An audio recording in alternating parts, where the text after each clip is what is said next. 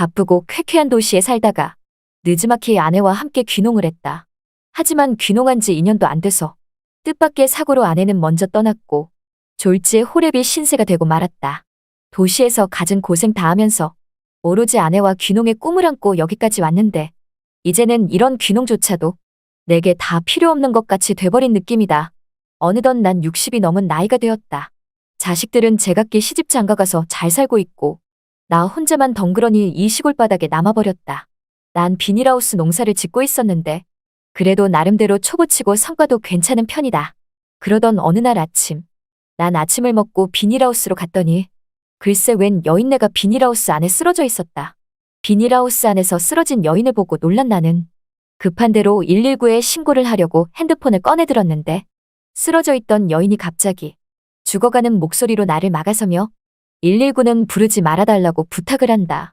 그래서 난 괜찮겠냐고 물으니 괜찮다면서 여기로 누군가 찾아오면 절대 자기를 봤다고 하지 말아달라며 자기를 좀 더 안전한 곳으로 숨겨달라고 말하는 것이다.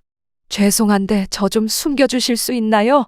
네? 지금 당장 병원에 가보셔야 할 것 같은데 숨겨달라니요? 왜 갑자기 나한테 자신을 숨겨달라고 하는지, 그리고 무슨 일이 있길래 숨겨달라 하는 건지, 또한 왜 하필 우리 집 비닐하우스 안에서 쓰러져 있었는지, 이 모든 게 궁금했지만 우선 몸이 나으면 차차 물어봐도 될 것 같았다.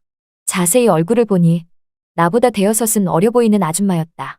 나쁜 아줌마 같지는 않아서 일단 그 아줌마가 원하는 대로 우리 집에 데려가 숨겨주는 게 나을 것 같았다.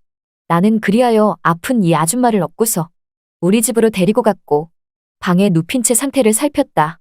내가 걱정이 가득한 얼굴로 안절부절해 있으니 아줌마는 한숨 자고 나면 괜찮아질 거라고 말을 하며 금세 잠이 들어버렸다.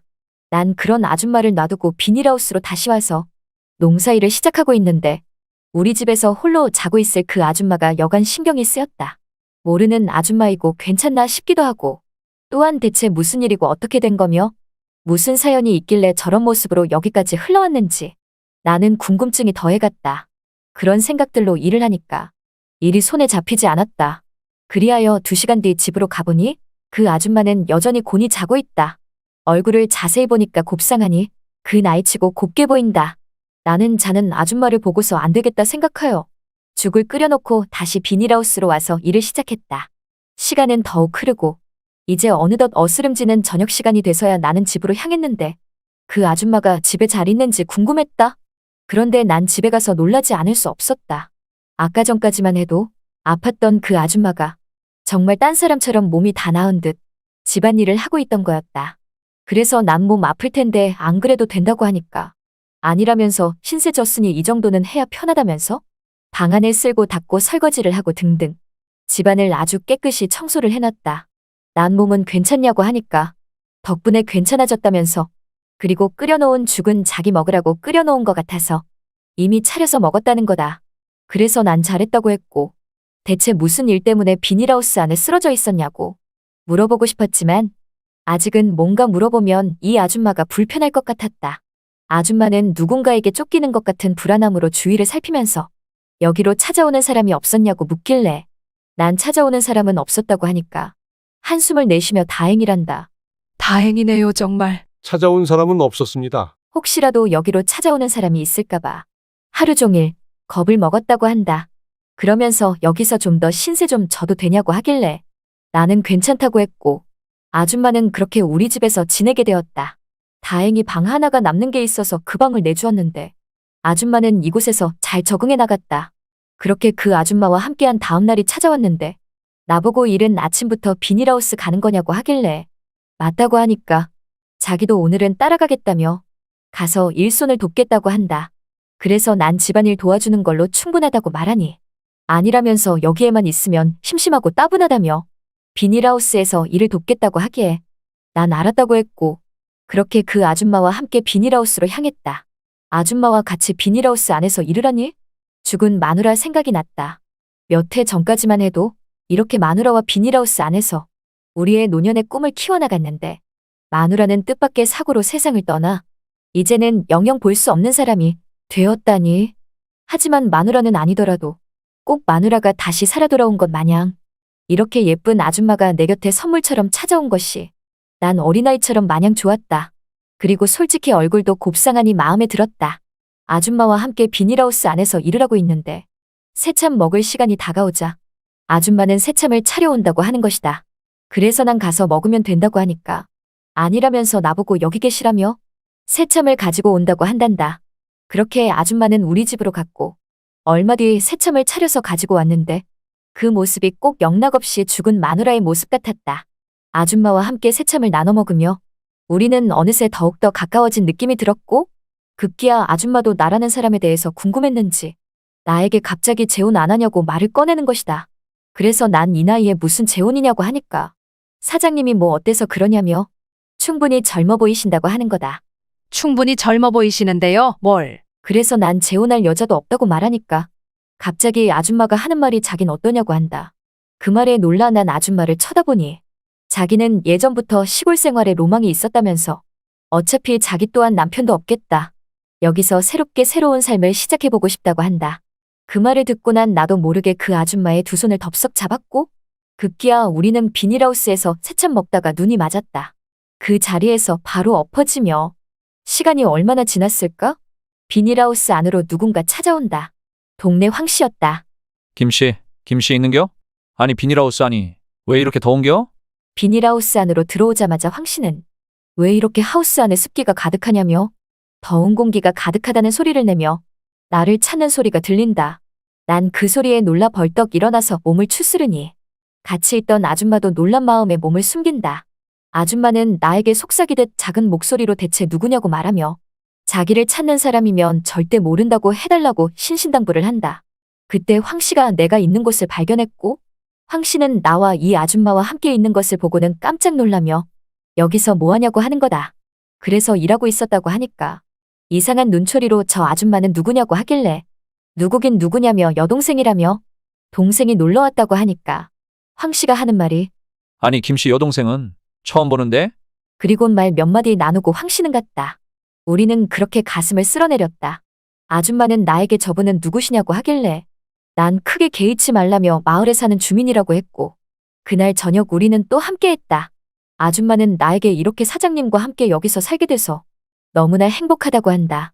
그래서 난 그게 정말이냐고 말하며 오늘 모르고 당황스러운 마음에 아까 찾아온 황씨에게 여동생으로 둔갑시켜서 죄송하다고 하니까 자기는 괜찮다면서 이왕 이렇게 된 거 다른 사람이 찾아오면 언제든지 사장님 여동생으로 말하는 게 나을 것 같다고 하는 거다. 난 알았다고 했고 그렇게 그 아줌마와 한 집에서 결혼한 부부처럼 우리는 살아갔다. 그리고 한 달쯤 될 무렵 그 아줌마는 읍내에 한번 다녀온다며 뭐 사올 거 없냐고 한다. 그래서 난 필요한 거 없다고 하니 자기는 필요한 게 여러 개 있다며 나보고 생활비 좀 달라고 하기에 난 그러지 말고 이제는 어엿한 부부가 됐으니 통장을 맡기겠다고 하니까 그 아줌마는 그럼 그렇게 하시라며 내가 건넨 통장을 받았다. 그렇게 아줌마가 읍내에 갔고 나 혼자 집에 남게 되었는데 아줌마가 없는 사이 모르는 사내가 한 명 찾아왔다. 그 사내는 나보고 여기에 50대 후반으로 보이는 곱상한 아줌마 한 명 찾아왔었냐고 하길래 난 모른다고 시치미를 떼니까 그 사내는 소문 듣고 왔는데 정말 모르는 거냐고 언성을 높인다. 그래서 난 정말 모른다고 말하니 그 사내는 나에게 노파심에 얘기한다며 혹시나 그 여편네를 숨겨주거나 그 여편네 말을 믿으면 절대 안 된다고 하는 거다. 그래서 난 그게 무슨 말이냐고 하니까 그 여편네는 이미 사기꾼 전적에 있는 여자라면서 개주로 활동하다가 갯돈 5억을 갖고 도망친 여편네라고 하는 거다. 그리고 그 돈을 도박으로 탕진했다며 자기는 그 여편네를 잡으러 온 거라고 했지만 난 그래도 그 아줌마를 끝내 모른다고 했다. 그랬더니 그 사내는 명함 하나를 주고 사라졌다. 하지만 그 사람이 가고 왠지 모르게 모든 게 떨떠름했다. 그 남자의 말이 거짓이 아닌 사실처럼 느껴졌으니 말이다. 난 혹시 몰라 아침에 맡긴 통장이 마음에 걸려서 그 아줌마가 돌아오면 다시 통장을 건네 받아야겠다 생각했다. 하지만 이상하게 읍내에 다녀온다던 아줌마는 돌아오지 않았다. 밤이 돼서도 돌아오지 않았고 다음 날이 돼서도 돌아오지 않았다. 그렇게 그 아줌마에게 사기를 당한 건가 싶었다. 그때였다. 일주일이 지난 어느 날 그 아줌마가 다시 돌아왔다. 마치 몰골이 페인처럼 변한 그 여인은 자신이 이제야 간신히 돌아왔다면서 그날 읍내에 갔다가 나쁜 사람들에게 잡혀서 이렇게 됐다고 하는 거다. 난 바보처럼 그 아줌마의 말을 바로 믿게 되었고 괜찮은 거냐고 하니 난데없이 하는 말이 돈이 갑자기 필요해서요. 돈이요? 그래서 내가 통장 주지 않았냐고 하니까 그 돈은 이미 썼다고 하는 거다. 그래서 난 어디다 썼냐고 물어보니 연로하신 어머니 수술비 때문에 썼다고 말하길래 뭐라고 하기도 그랬다. 난 그 아줌마의 말을 믿고 돈 500만 원을 더 건넸다. 아줌마는 고맙다면서 이 돈이면 충분하다고 말한다. 그러면서 금세 돌아오겠다는 말만 남긴 채 다시 집을 나갔다. 그리고 또 연락이 되지 않았다. 내가 준 돈을 갖고 사라진 아줌마를 찾아 수소문 해봤는데 그 아줌마는 글쎄 고스톱판에서 그 돈으로 도박을 하고 있었다. 난 그 모습에 놀라 여기서 지금 뭐 하는 거냐고 하니까 아줌마는 날 보자마자 눈을 동그랗게 뜨며 자기가 여기 있는 거 어떻게 알았냐면서 그러지 않아도 지금 집으로 가려고 했다는 거다. 난 그런 아줌마에게 이런 사람이었냐며 혹시나 했지만 그래도 댁을 믿었다고 하니까 아줌마는 그제서야 실토하듯 본전 생각에 자꾸만 치게 됐다면서 정말 미안하다고 하는 거다. 그러면서 그 순간에도 한 판만 더 치면 딸 수 있다면서 내게 돈 더 있냐고 물어보는데 정말 이 여편네랑 더 살다간 나도 폐인이 되겠다 싶었다. 그리고 저번에 다녀간 그 사내 말이 맞구나 싶었다. 난 저번에 다녀간 그 남자가 남긴 명함의 연락처로 이 아줌마가 우리 집에 있다고 말을 했고 그렇게 아줌마는 그 사내에게 잡혀서 우리 집에서 나가게 됐다. 그 후 동네 황 씨는 요 근래 같이 살던 나이 많은 여동생은 어디 갔냐고 말하길래 난 말도 꺼내기 싫어서 여동생이 사고로 갑자기 죽었다고 하니까 참 안 됐다면서 자기가 결혼만 안 했어도 마누라 삼고 싶었던 여자였다고 말한다. 그래서 난 황 씨에게 그런 여편네는 피해야 한다고 말했더니 죽은 여동생에게 왜 그런 막말을 하냐고 하는 것이다. 난 그런 황 씨에게 더 이상 말하기 싫어서 남 일에 관여하지 말고 농사나 지으라고 말했다. 한순간 사랑이라 느꼈던 여인인데 이렇게 나에게 다가와 사기만 치고 사라지다니 뭔가 아쉽고 아쉬운 마음만이 가득하다. 다음번엔 꼭 진정한 사랑이 뒤늦게라도 찾아왔으면 좋겠다. 이번 사연은 여기까지입니다. 좋아요, 구독, 알림 설정을 하시면 보다 빠르게 다음 영상을 보실 수가 있습니다.